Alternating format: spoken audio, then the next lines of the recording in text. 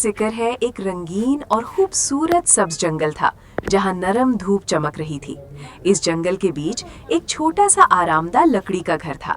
इस घर में एक मेहरबान माँ बकरी अपनी 7 प्यारी नन्ही बकरियों के साथ रहती थी। नन्ही बकरियां बहुत खुश और शौक थीं और मुस्कुराकर एक दूसरे के साथ खेलती रहती थीं।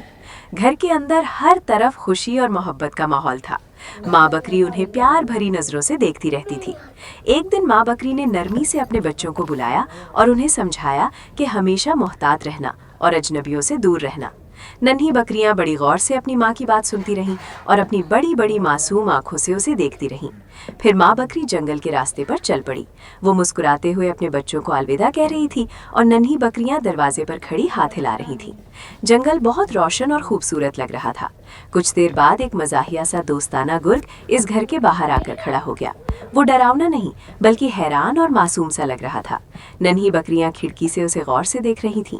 फिर नन्ही बकरियों ने दरवाजे की दरार से झांक कर देखा और मुस्कुराकर एक दूसरे की तरफ देखा, जैसे वो कोई बात समझ गई हो। गुर्ग खामोशी से बाहर खड़ा इंतजार करता रहा। कुछ देर बाद वो एक नदी के पास बैठ गया और अपने पाँव धोने लगा।